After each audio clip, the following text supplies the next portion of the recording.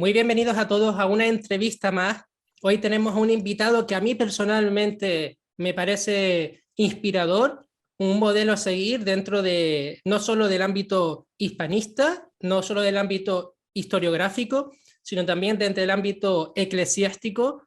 una persona que es un defensor acérrimo de la verdad y por lo tanto de Dios, ¿no? Tenemos hoy a Santiago Cantera, que es prior del Valle de los Caídos y además es historiador, porque acaba de sacar un libro magnífico, que del que vamos a hablar ahora, y que me tiene a mí personalmente muy entusiasmado, y espero que a ustedes también. El padre Santiago Cantera Montenegro, nacido en Madrid en 1972, es español, monje benedictino y prior en la Abadía de la Santa Cruz del Valle de los Caídos, doctor en Historia por la Universidad Complutense de Madrid y ha sido profesor en la Universidad CEU San Pablo. En plena carrera docente se decantó por la vida monástica e ingresó en la Abadía Benedictina del Valle de los Caídos. En 2014 le proponen para ser prior de la abadía y en la actualidad es la autoridad eclesiástica de la basílica. Tiene 20 libros publicados sobre historia de España, de la Iglesia y la vida monástica, así como de teología y pensamiento. Consecotia ha publicado en su segunda edición La crisis de Occidente, en el año 2020. También ha publicado Los cartujos en la religiosidad y la sociedad españolas entre los años 1390 y 1563, en el año 2000. Hispania, Spania, el nacimiento de España, en el año 2014, y Ángeles y demonios, criaturas espirituales, en el año 2015, entre otros muchos. ¿Qué tal está, padre Cantera? Muchas gracias, Diego. Un saludo para ti y para todos los que están siguiendo o van a seguir esta videoconferencia. Muy bien, gracias a Dios, y muchas gracias por esas palabras que me pones en una situación difícil para lo que tiene que ser la humildad en un benedictino. Muchísimas gracias por estas palabras que nacen del cariño. Y encantado de estar en este programa de Despertar Hispano. Y además eso, que realmente creo que estamos en un momento de despertar hispano después de tanto ataque precisamente a todo lo hispánico. Exactamente, padre. Yo quería, antes que nada, pues promocionar lo que vamos a hablar hoy, que es su nuevo libro, que se llama Luces de la Hispanidad. Es un libro que yo les recomiendo a todos encontrar en cualquier librería de España que suele traer libros de última tendencia, suele estar.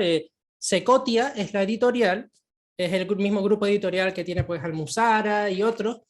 Y además es un libro que precisamente yo creo que es muy económico y que la información que contiene aquí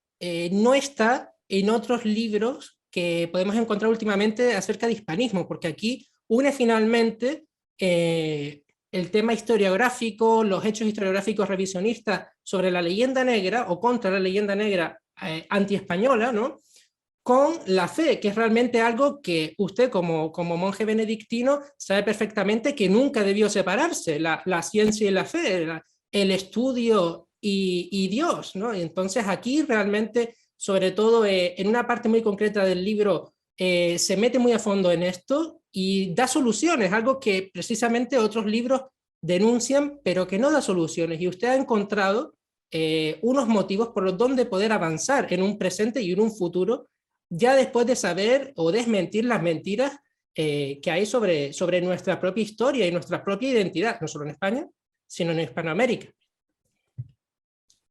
Es así, realmente, pues como enseñaban los escolásticos clásicos, como enseñaba Santo Tomás,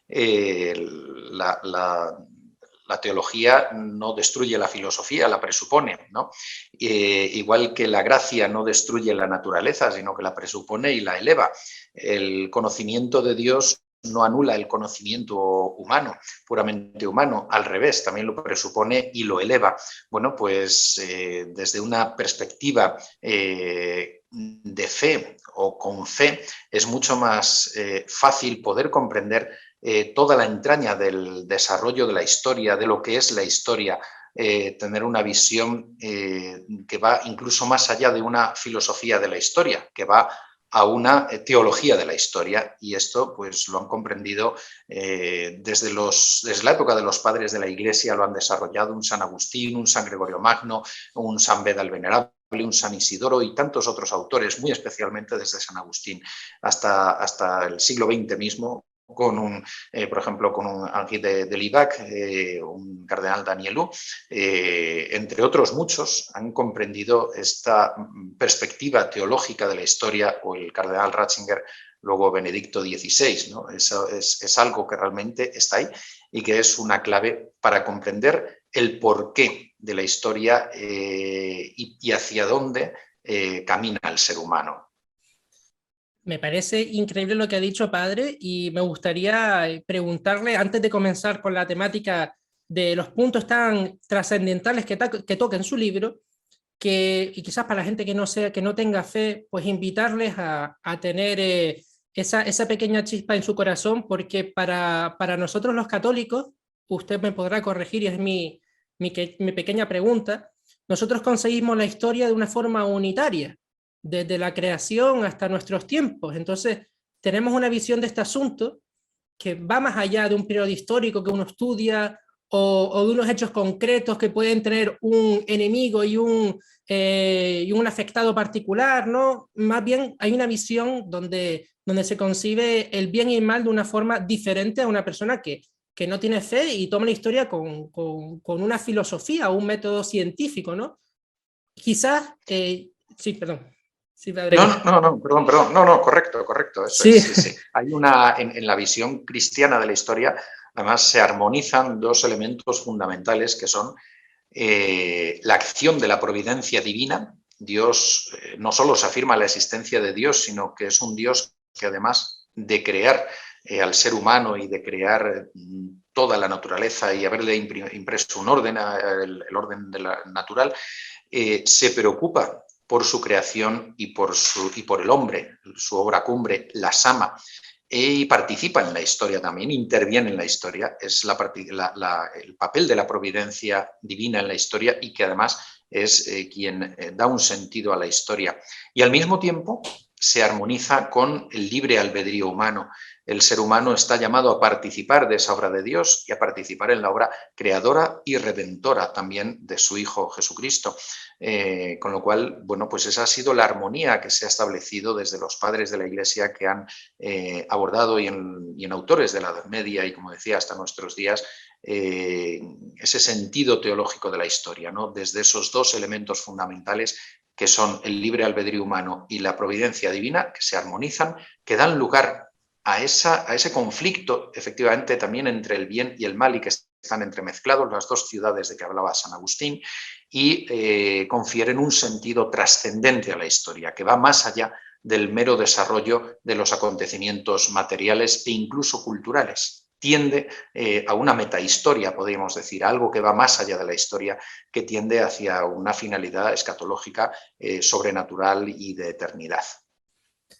A mí me encanta cuando habla Padre Santiago y espero que la gente que nos escucha también. Esa cita de San Agustín, creo recordar, voy a intentar recordarla porque con eso podemos enlazar con el primer punto. Creo que decía que las dos ciudades, una en la que el hombre ama tanto a Dios que se desprecia a sí mismo, ¿verdad? Y la otra donde el hombre se ama tanto a sí mismo que desprecia a Dios, ¿no? Y quizás España, en su historia, ha sido la primera. Por eso quizás no tenemos tantos monumentos hacia nuestros héroes, porque realmente siempre ha sido primero Dios y luego España, en cualquiera de los logros de nuestra historia, y siempre lo enaltecíamos y le damos el debido mérito y merecido mérito al verdadero artífice, ¿no? Que actuaba con España, que era siempre Dios, y nosotros para cumplir su voluntad. No sé si usted lo ve así, si yo estoy errado, pero...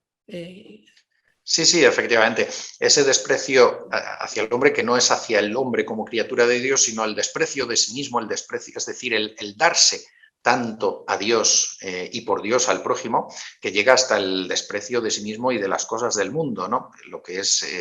en ese sentido es en el que lo dice San Agustín.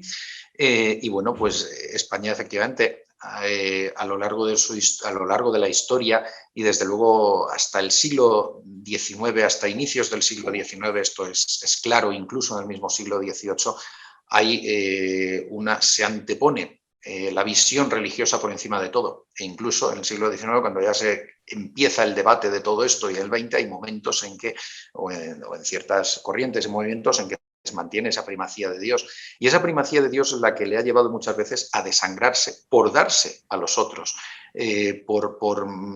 Bueno, pues hay autores precisamente de finales del siglo XIX, inicios del XX, que reflexionan sobre la realidad de España con una preocupación de España, con eso que se llama el problema de España, con una visión muy acertada en muchos aspectos, pero que yerran en otros,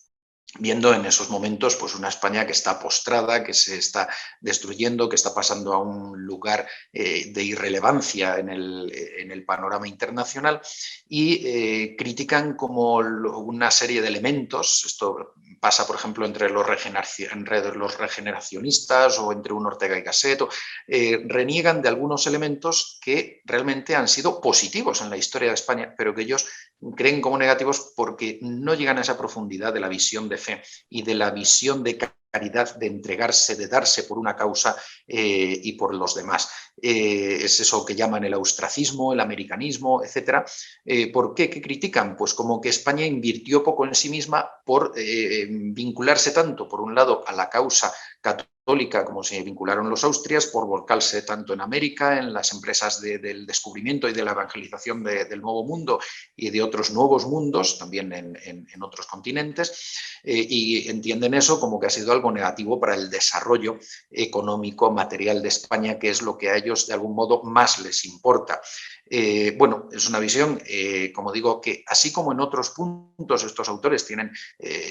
elementos que hay que valorar, y sobre todo su amor a España y su preocupación por la situación de España, creo que en gran parte de su análisis yerran por estos puntos que señalamos, sobre todo cuando acusan a este austracismo, a este americanismo, o lo que también, o esa visión negativa que Ortega y Gasset, por ejemplo, en España Invertebrada, tiene acerca de los visigodos, que tiene una visión totalmente equivocada. Él también es cierto que era filósofo, no era historiador, pero parte de una visión equivocada en muchos puntos, y muchos de los autores regeneracionistas lo mismo. Al lado, ya digo, de otros grandes aciertos y de grandes verdades que han proclamado. A mí, como vuelvo a repetir, me encanta cuando usted habla, porque me encanta poder intentar preguntarle más cosas. No me quiero salir del hilo porque me pegaría hablando con usted muchísimo, padre, y me encantaría hablar de la generación del 98, ¿no? Y esa tendencia anticatólica, con falta de fe, ¿no? Como derrotista, ¿no? Que quizás emanaba, y que me encantaría, mejor luego, si tenemos tiempo, tocar un poquito. Pero entrando un poco en materia, padre, a raíz de todo lo que hemos hablado, me gustaría que usted, ya que ha escrito sobre ello y ha escrito, de hecho, un capítulo que yo invito a todo el mundo que se compre el libro a leer, entre los muchos que tiene el libro, buenísimo, que es donde usted demuestra con muchísimos hechos esa falacia, o pone en evidencia esa falacia, que es que España surge a partir de la Constitución de Cádiz, el concepto de España. O sea, que se fundan al mismo tiempo España que las independencias de España en Hispanoamérica. Es que es una cosa absurda, ¿no? Cuando uno mira los hechos históricos. No sé si usted podría empezar comentándonos un poco sobre esto, porque usted lo explicó de una manera, perdóneme a todos nuestros espectadores, brillante. En unas pocas páginas está todo muy bien resumido y da en el clavo.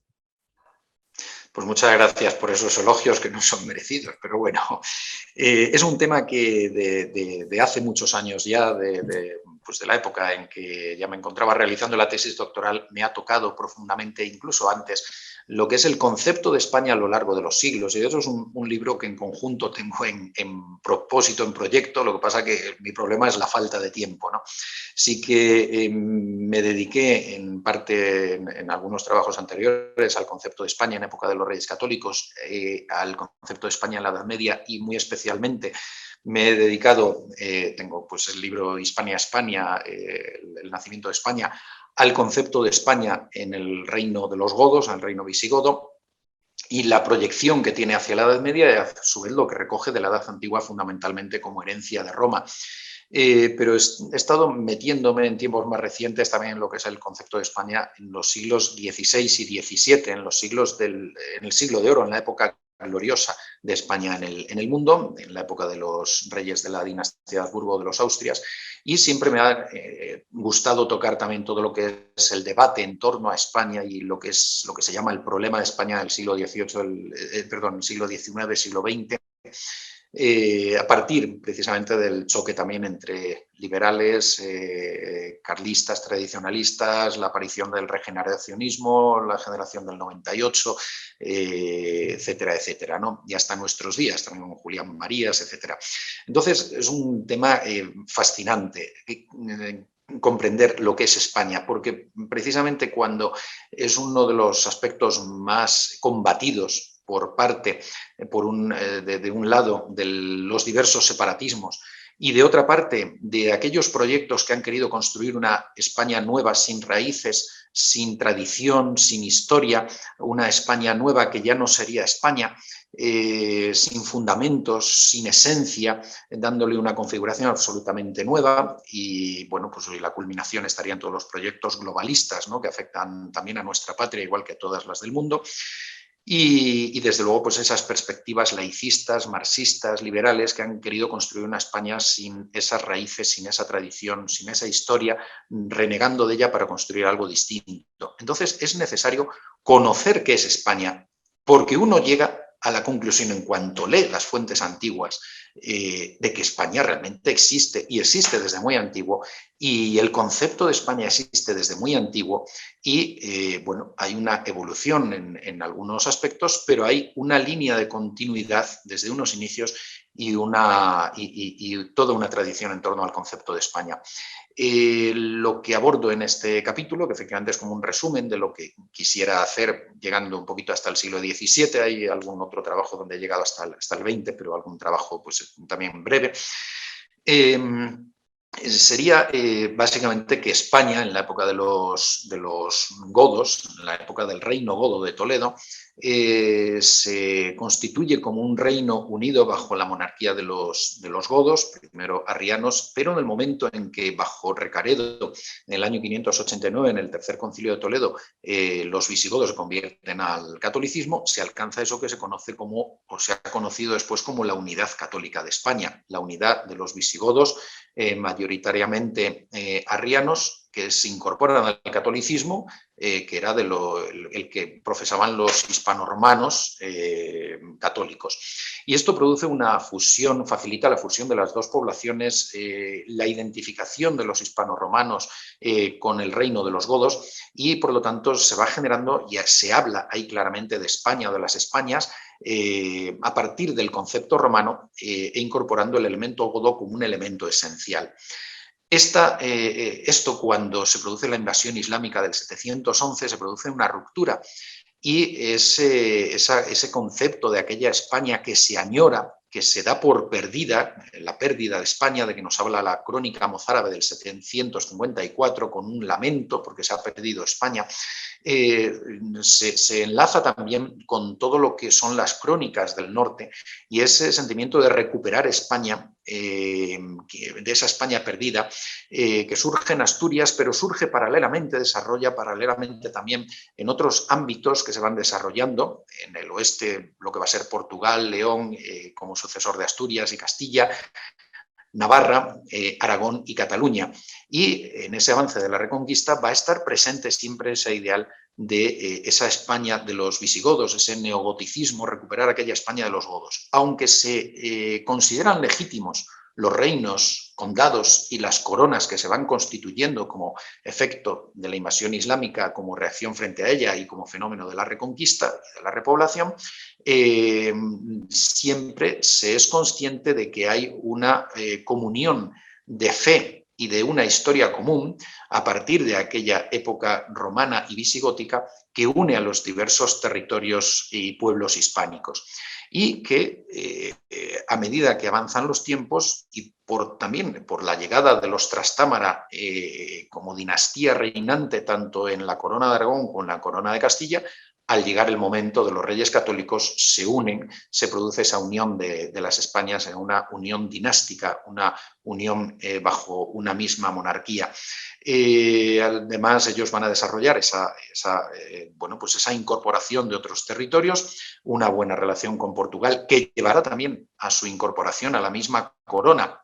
con Felipe II en 1580 y, por lo tanto, en los siglos XVI y XVII, España va a ser vista, o las Españas, como un conjunto de reinos, de territorios que están unidos bajo una misma fe y una misma monarquía, unidos por una historia común y cada uno con sus propias instituciones. Esto lo van a mantener los austrias, con su propia legislación, manteniendo sus propias lenguas en sus territorios, y además se va a ver, dada la defensa que la corona española, la monarquía católica, como se denomina oficialmente, va a hacer de la fe católica en Europa frente a los turcos y frente a los protestantes, y con la proyección del catolicismo hacia el Nuevo Mundo, hacia América fundamentalmente, pero también otros territorios de África, de Oceanía y de Asia, esa identificación con lo católico y ese auge de España va a ser visto por muchos autores de los siglos XVI y XVII como España como el nuevo Israel o la nueva Roma, viendo la acción que la providencia de Dios está teniendo sobre los reyes y los pueblos hispánicos, y esa expansión de las Españas hacia otras nuevas Españas de allende los mares. Este sería un poco el concepto, perdón que me he extendido quizá además en la pregunta, ¿no?, para hacer un resumen, pero el que me alarga un poquito, pero porque creo que es importante e interesante conocer cómo se desarrolla en esos momentos, todos estos siglos, y cómo va evolucionando todo lo que se refiere al concepto de España y que es fundamento y clave para el futuro.